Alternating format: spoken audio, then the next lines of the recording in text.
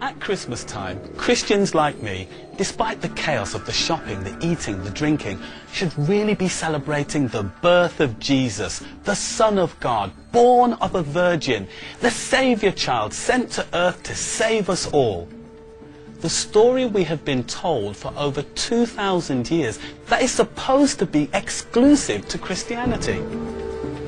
But what if I were to tell you that the story of Jesus wasn't quite as unique as you might have thought?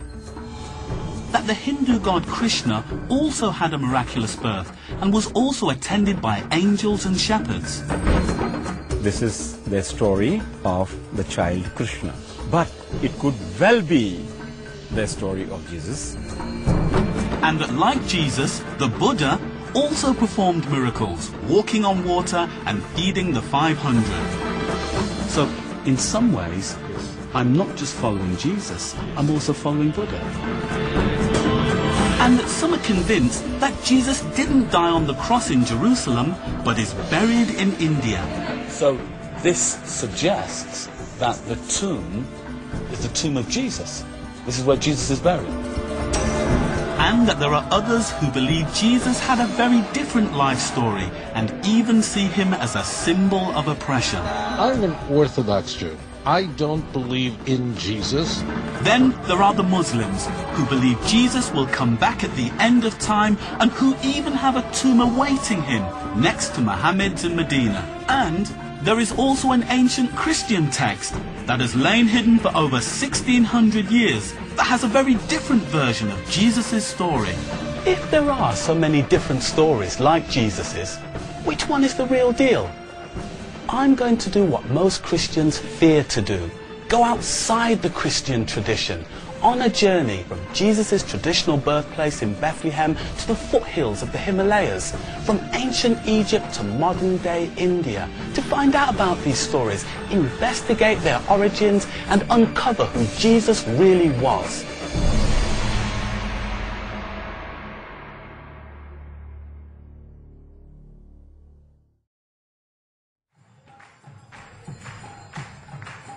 كمان السجاد يحتفل كريشنا بالسجاد. I began my search for the hidden Jesus in Vrindavan, one of India's holiest cities, and the center of worship for the ancient Hindu god Krishna. It's the month of Kartik, one of the most auspicious times of the Hindu year, when millions of pilgrims come here to worship Krishna. In ancient Hinduism, Krishna is seen as the supreme god who descends to earth to fight evil. The stories concerning his life go back 800 years before the birth of Jesus. I am here to explore the similarities between Jesus Christ and Krishna, and in particular, their birth stories. Srivatsa Goswami is a Brahmin priest who can trace his lineage back to the founders of this holy city more than 600 years ago. I tell you a story. The story of a wondrous birth, where the child is born in the humblest settings the Mother Earth can provide. Every year, just like our nativity plays about the birth of Jesus, Hindus perform Ras Leelas, or religious passion plays about the birth of Krishna. In the story, there is an evil king who tries to prevent the coming of the child. In a prophecy, the evil king is told that a child will grow up to kill him. So he goes on a killing spree, murdering babies. It was beginning to sound familiar. In the story, the stars portends the birth. The crucial hour is the middle of the night. There is also an immaculate conception, and the birth is heralded by angels. While the evil king's guards sleep, the father is told to flee with his family. They have to cross a river, but the waters are miraculously parted. You might wonder, whose birth story is this? This is the story of the child Krishna. Not Jesus. Krishna. But it could well be the story of Jesus. The tyrant could be Herod, and then the details go on, you know. And as Jesus is heralded by John the Baptist, so Krishna is heralded by his elder brother Balaram. In the same story, you know. So I mean, Same story. وقالت النصارى المسيح ابن الله ذلك قولهم بأفواههم يضاهئون قول الذين كفروا من قبل قاتلهم الله أنى يؤفكون. This is absolutely amazing stuff, because most Christians, when they see the Nativity every Christmas, December, they think this is unique. When I was a child at Sunday school, I was taught very little about other religions. Instead, I was told repeatedly that the Christian story of Jesus was totally unique, and that there was only one way to salvation through him. Anything else was entertaining evil.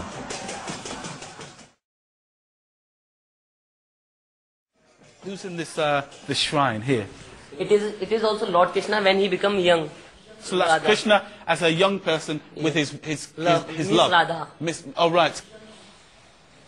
To celebrate Krishna's birthday, just like we do at Christmas, Hindus also build nativity cribs. When I see images of the baby Jesus, often at Christmas, both of the cultures have scenes or images of their deity as a baby. So in Christianity you have Jesus in the crib, and here you have Krishna in a swing with his mother pulling the swing. The more I looked at it, the more similarities I found between Krishna and Jesus. You have a flute? And the more I realized that Jesus' story may not be unique. Ah, that's it, that's Krishna. Have you sold them always to Hindus, or have Christians bought them? Have Muslims bought them? Hindus buy them, Muslims buy them. What about Jesus? Does he think Jesus is the same as Krishna? Yes, they are the same. He is also an incarnation of God.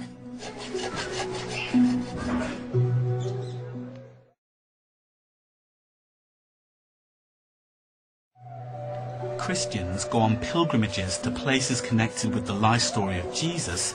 Hindus are encouraged to visit the holy sites connected with Lord Krishna and his many miracles. One of the holiest is Radhakund, where Hindus come to take ritual baths.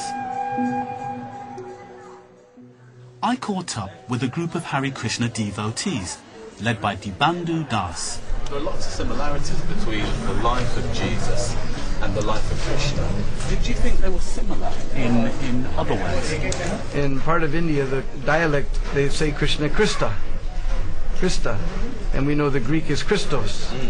So they're coming from the same root, actually. So not only are the birth stories of Krishna and Jesus very similar, in at least one Indian dialect, it seems that even their names sound the same. As Krishna says, every living being is my son, so in one sense we're all sons of God. Jesus was obedient son, so therefore he said he's called the only son of God, because we're here because we're sinful. Yeah. So, and there's no question of sin for Jesus. He was pure from his birth. Krishna loves us more than we can ever know, so he tries in different ways by sending different messengers, different gurus, anyway, anyhow.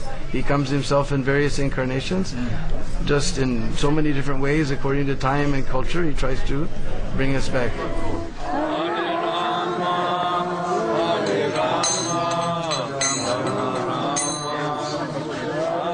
I was taught that throughout the Gospels, Jesus told his disciples to forsake all and follow me. Now I find it's just the same with the followers of Krishna. They also believe that by chanting Krishna's name over and over again, they will get closer to him. When I recite Christianity's most famous prayer that Jesus taught his disciples, the Lord's Prayer, the very second line is, "Hallowed be thy name." It's almost exactly the same idea.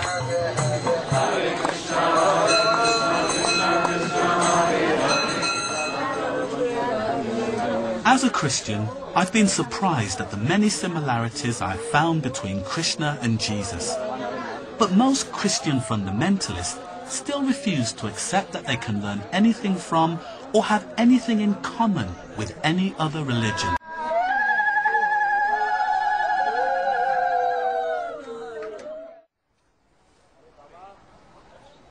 At a key moment in the Gospel of John, Jesus tells his disciples, "Other sheep have I which are not of this fold." I believe he was telling them and us that there are other ways to God just as valid as Christianity. زي ما بنقول كده كل الطرق تؤدي إلى روما. طبعا احنا نرفض الإسلام يرفض هذا الكلام. إن الدين عند الله الإسلام. شهد الله أنه لا إله إلا هو والملائكة وأولو العلم قائما بالقسط لا إله إلا هو العزيز الحكيم إن الدين عند الله الإسلام وما اختلف الذين أوتوا الكتاب إلا من بعد ما جاءهم العلم بغيا بينهم ومن يكفر بآيات الله فإن الله سريع الحساب. إن الدين عند الله الإسلام. ما فيش حاجة اسمها كل الأديان توصل لله سبحانه وتعالى. الدين واحد، الله واحد، الحق واحد، الدين واحد. ما فيش عدة أديان. And from what I've seen here in India, there are lots of points of connection between Hinduism and Christianity, between Jesus and Krishna. And Hindus have no problem understanding Jesus and accepting his teachings.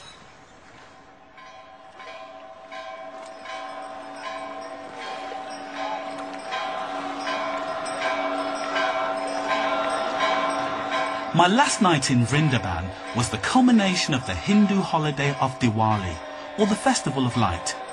Traditionally, everyone lights lamps or candles to signify the victory of light over darkness, good over evil. Hindus believe that there is something inside all of us which is pure, infinite and eternal. So just as Christians celebrate the birth of Jesus at Christmas, Hindus have Diwali, a celebration of this inner light, the knowing of which will banish all darkness, all ignorance.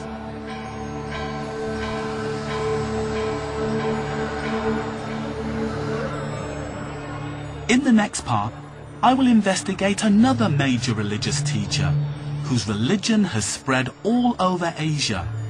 Not only does his life story have uncanny similarities to that of Jesus, but his teachings are very similar too.